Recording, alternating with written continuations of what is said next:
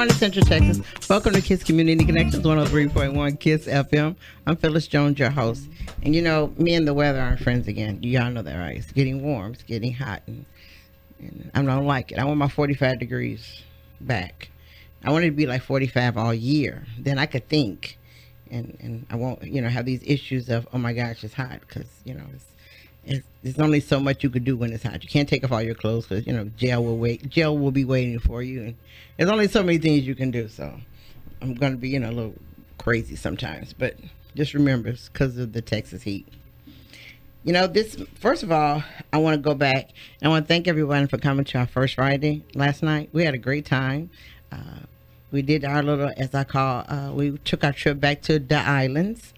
And we were at Chef Rod's restaurant. And I'm going to say one bad thing about Chef Rod's is he gives you too much food. I know why is that bad, because you sit there, it's all beautiful, and you look at it, and your eyes say yes, and your stomach says, you can take some of this home. But his food is good. We need to go there. And then we went to Culture Vibes and closed, and it was a pre-opening because he's not open yet, so it was a pre-opening for us.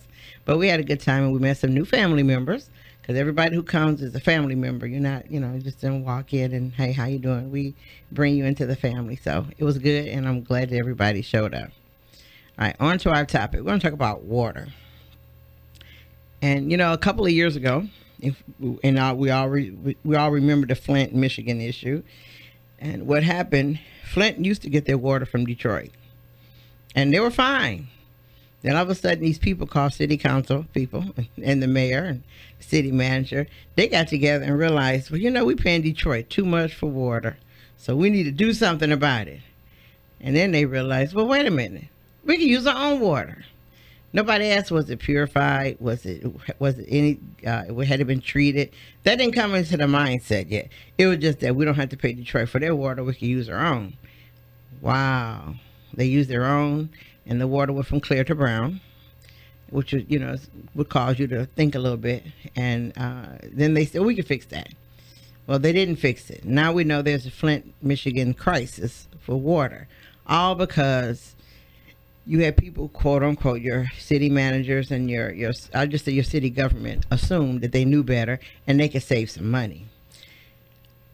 And we know now it's cost them way more money than they could ever think of in life, because this is the issue that's going to continue until they change all the pipes.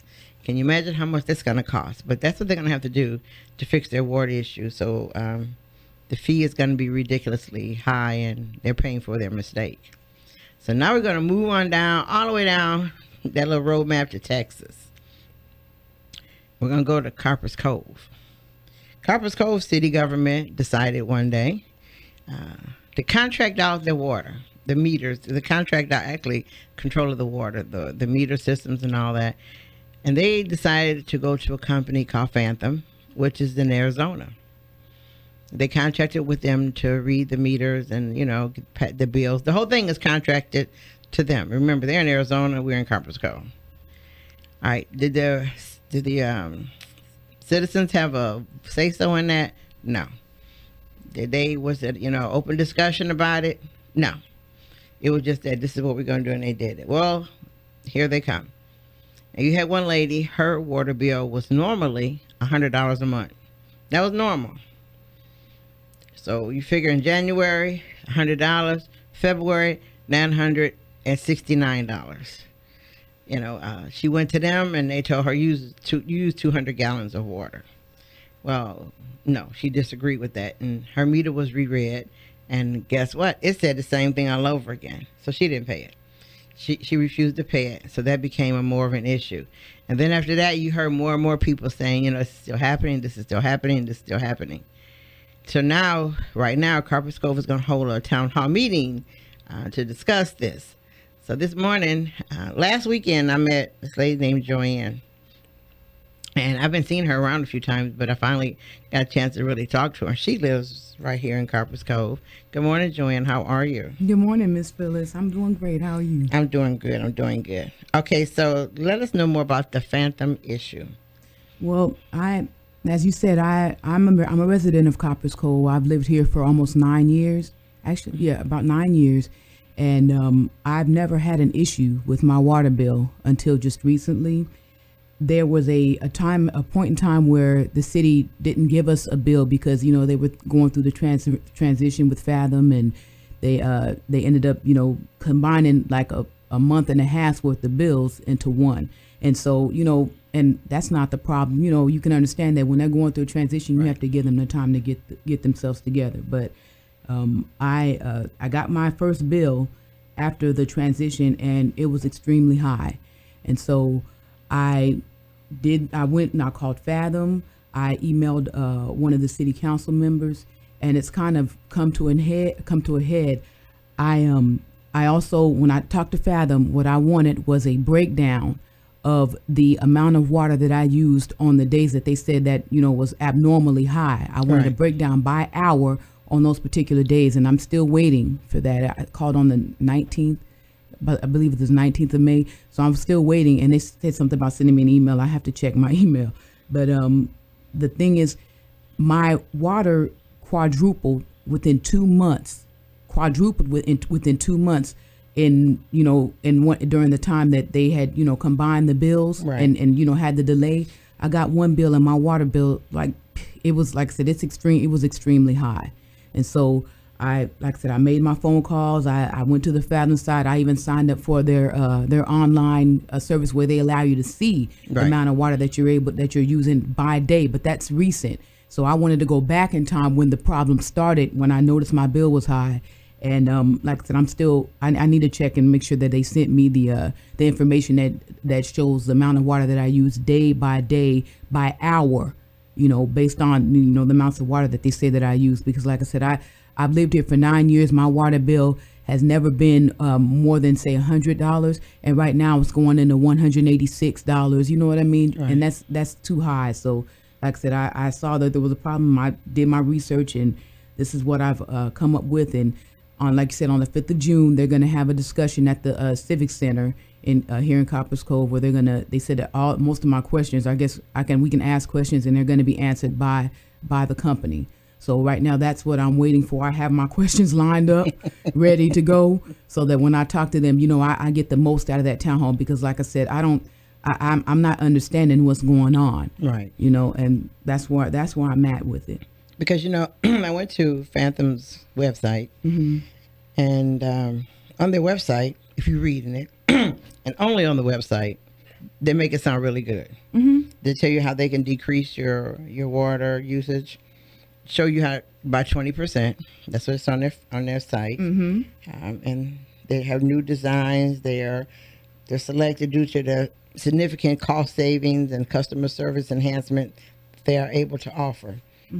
Which is what one of their people said. But then again, I looked at the issues of this company, Fathom, in Texas, and they haven't been good. Copper's Cove, I think, is the only last city right now that has a contract with them. And that'd be the biggest thing that you could ask them is the contract. Yeah, they need to let you all see or whatever the contract, because it's another city in Texas. I'm not going to call their names out, but their problem was they were locked into a 10-year contract. Wow! So for 10 years, they're going to have to suffer with meters reading going up and down, and their bills, and they're going to have to pay this price for next 10 years because they came in with this sweeping display of what they can do. But but my problem is, when I looked at them and just went to their company itself, and then I looked at the reviews, they're not good. Now with that, do you because I didn't go to the site to do that much research. What I did do, I went and I spoke with the city secretary, the city of Copper's Cove secretary, and she told me where to go on the city's website that will give you a history of how, you know, Fathom got involved, you know, with the city in the first place. When I looked on the website for the city, they had shown where they were talking about, you know, pretty much replacing meter readers. That was the whole, you know, point of this, is reduce that costs. They were trying to reduce, you know, reduce costs, replacing meter readers. And so there was a presentation done by Andrea Gardner, the city manager, and it has a whole thing about, you know, a company by the name of UMS, and I'm not sure if they're affiliated with Fathom, but there was a whole presentation about, you know, what the difference, how, you know, it looked really good as far as the difference between the amount of money we would save as a city if we had this, you know, it's called an advanced metering infrastructure, AMI. Yeah, that's the name of it. So there was like I said, there was a presentation done in 2013. That was in January of 2013. That presentation was done, but on that same, like, not maybe what I'm looking at now is an annual operating budget for fiscal year 2012-2013, and I see a huge amount of, you know, costs. That you know, that it's a thing where they're trying to increase the budget for the city, and I'm looking at this list, and like I said, there's a lot of things that, you know, have to do with water and sewer and solid waste, and they're asking for an increase in the budget. And so, like I said, that's as far as I got with my research. And I don't know if they're tied together, but like I said, the one thing is I see this, and then I see this increase in, you know, the budget that they want to increase the budget for, you know, the utility department. And so, like I said, that's as far as I got with my research. But I mean, I don't want to, I'm not sure if I want to go ahead and connect the dots as far as that goes. But I mean, you have this presentation, and the next thing you're having is, you know, this wanting to increase the funds for the city's water, for the city utilities. So, like I said, it just seems kind of, you know, they seem connected, but I'm not gonna. I need to do a little bit more research, and this is one of the things that I will be bringing up when we talk to Fathom on the 5th. Well, see, your water, your sewage, and all those are one. That's one. Yeah. And when you get if they need more money, then you do want to know where it's going, because if they've already contracted with Fathom to read the meters. Yes. And that means they got rid of jobs, because the people who walked around and did it no longer have a job, because that's over with, that's done. So what the citizens need to do, and you need to do, is to look at the contract to see what it entails. And see, does it only entail meters? Is it the meters and that's it? If it's just the meters and that's it, then you're paying two. You're paying for your sewage and the water, and then you're paying for another company to come in and actually read their meters. So you need to find out how they put all those together. And when they increase in since they want to increase, what's the increase for? Like I said, so what you can do, what you all should do before the meeting is, your secretaries are not going to like you, but you're going to ask you want a copy of the budget. You know, you need a copy. You want a copy of the budget, and it's going to be a lot of pages, but you can swiftly go down to where you need to go and read that line item to find out if they need more money, what it's for. Absolutely. And you can see, because what they're banking on when you come to the meeting is, first of all, you know, they're going to give you the pretty picture, you know, the huge, lovely, you know, design picture that they want you to buy. But when you start talking budget, the lovely screen picture that they want you to buy can go away, can crash, because now you're into an area that they don't want you to get into. Well, yeah. Because it's all about money. And you all need to know how long this contract is with Fathom. And most meter reading now is going the other way. Yeah. It is going to all electronics. And we all know that when electronics don't go bad all by themselves without help. You're right.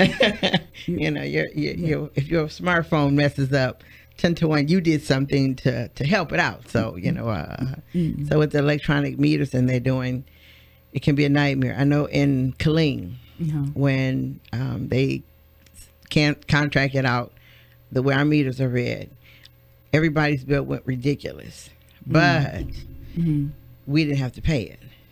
Not that ridiculous, but you didn't, because they realized at that point something's wrong, something's going on, let's fix it. So people did have these ridiculous bills, and you know, they called in, hey, listen, why is this and this is, you know, so it was a successful fight. That's good.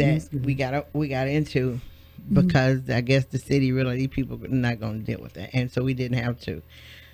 Now with Cove, the only thing I see, and just in case anybody's listening, we're talking about lovely Copper's Cove contracting out their services of meter reading to a company called Phantom that's in Arizona, that's using, and there are a lot of cities using them. Copper's Cove isn't the only one. Mm-hmm. But you need to, like I say, you go back and y'all got to study the budget like you experts. Okay. All right. It's too easy. You have to study that budget as though you were an expert sitting there. Mm-hmm. I know Killeen's budget is like 500 pages. Oh, wow. And Copper's Coast might be equally the same, but don't worry about that, because that's the one thing they want to scare you with. Do you know how many pages it is? You know, and that's the scary thing. When you see a page, you know, you see 500, you go, I'm not reading this. But no, you just go down to the section you need to read and blow it up and ask questions from there. You know, because they're going to create the pie in the sky, the beautiful thing, but you need to go back and look at their budget and see actually where the money is going. Because if they're asking you for more money and they just saved money, then what happened with the money? Yeah, absolutely. I believe that the contract was. I talked with the city secretary a couple of days ago, and don't quote me on this, but I believe that contract is on the city's website, because it has. I mean, and that that website. If you go to that website and you go to the meeting and agendas section, you can type in the date. Because what I did, I went to the city's website, and I typed in, the first thing I typed in was water, because it allows you to show you everything, every meeting that they had that had the word water. It's talked about even the word parameter, the word cemetery, because the word meters in both of those words. And so if you go to the website, and I chose from like January of 2013 to present to June of 2017, and everything with that word water or meter in it will have it'll show you all the agendas and everything, you know, by date. And so that is how I found, you know, this notice of public hearing from 2013. And like I said, that's why I started my research. But I don't exactly remember if she told me that contract is on the city's website. Usually it isn't. Yeah, that's. I mean, yeah. Some might, but yeah. Wow, okay. But yeah, that website has a lot of information. Like I said, she directed me to it, and she was very helpful. She was very helpful, and she showed me how to navigate the site and find what I needed. And like I said, I found a couple of things, but that website has a lot of good information on it. As far as, you know, it shows you about the city council meetings, their minutes, the agendas, all of that. And so I'm going to go back, like I said, before the 5th, and I'm going to look to see if I can find, you know, as much information as I can about, you know, about the way that the financial budget. Yeah, about the budget, and, you know, how or why. You know, I know why, because like I said, everything is going to that. With the meters that we have now, I go out there and I check it myself. I check my own meter and I keep track. I've been keeping my own notes. A lot of when they were first installed, mine was installed in November. I was told it was installed in November of last year. Right. And so, you know, once I started getting these bills, I was like, what is going on? So I wanted to find out and how to read the meter myself.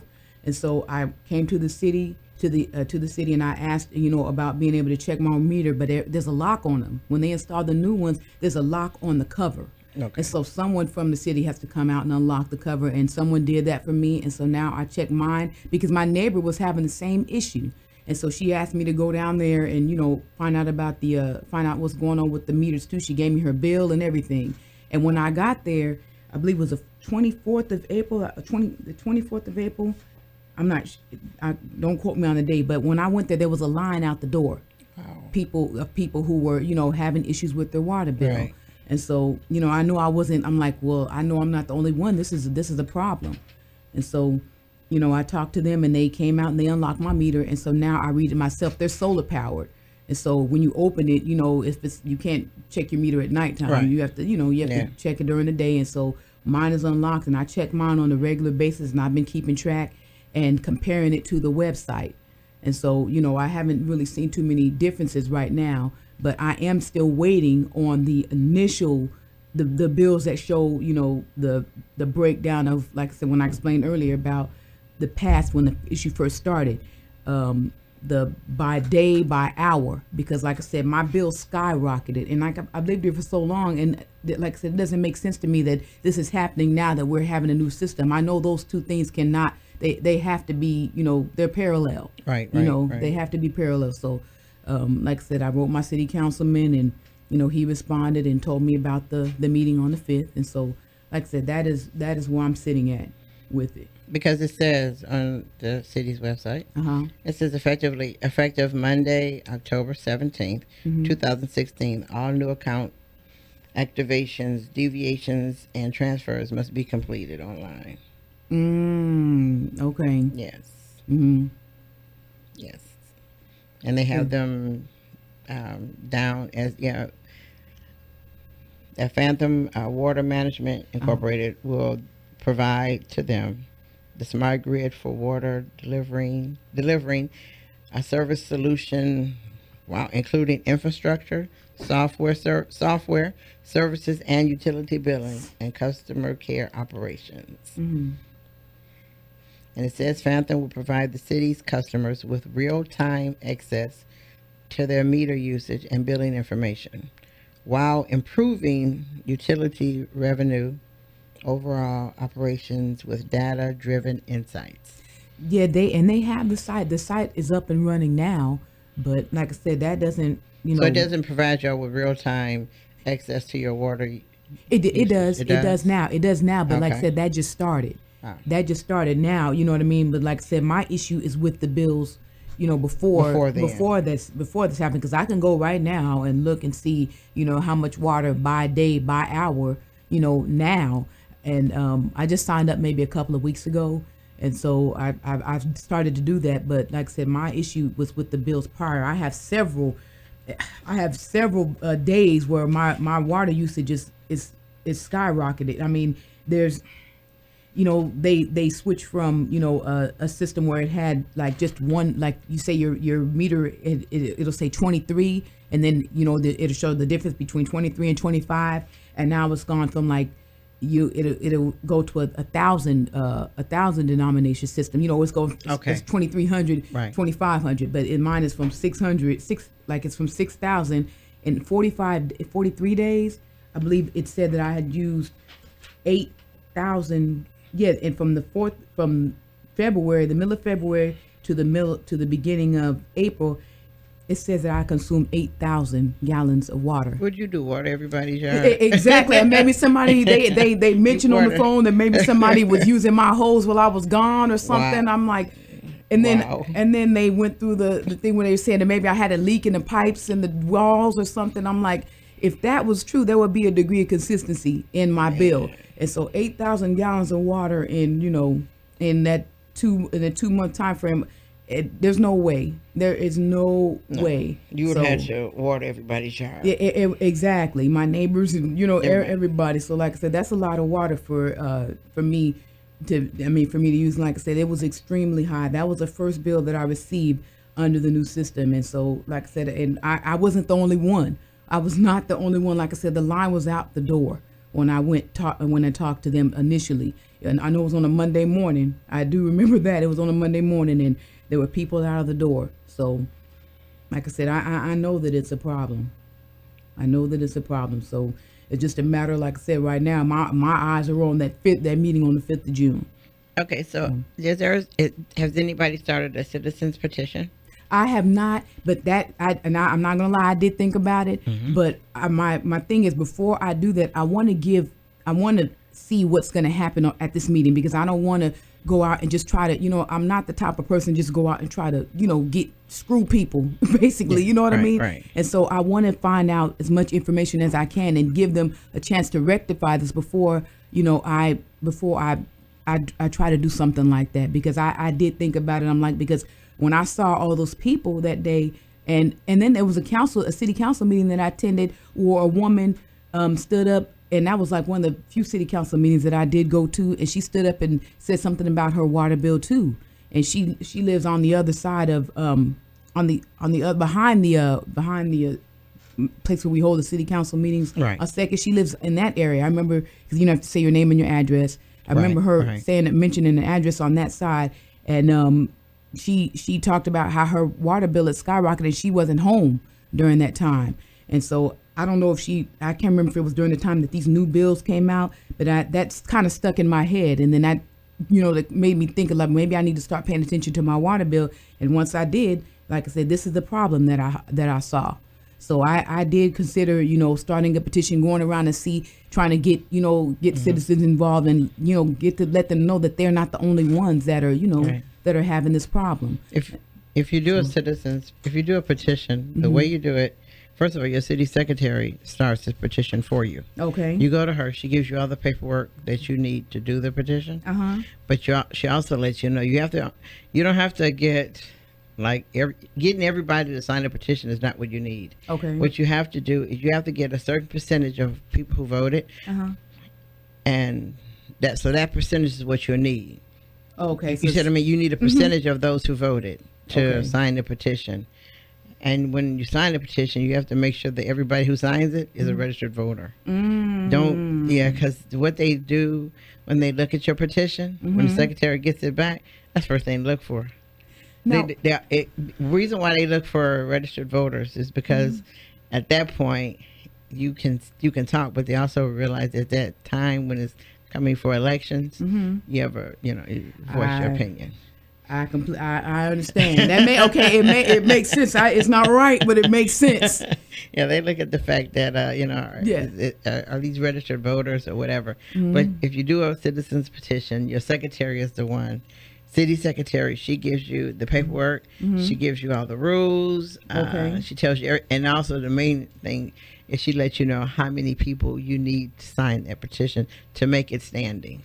Okay, so because you might have your petition can't. Get my words together. Wouldn't say we don't like the water. Now, that's not what your petition would be. You want it fixed, you want it done. Also find out how much, when you go to the meeting on the 5th, make sure you ask them how much is the buyback of their contract. How much would they have? What would Carpus Co have to pay to get rid of their contract early? Okay. You want to know that, because if it costs too much, then you know that you are stuck with that company right then and there. You have to start a new working relationship. Okay, we're going to take a break and come right back.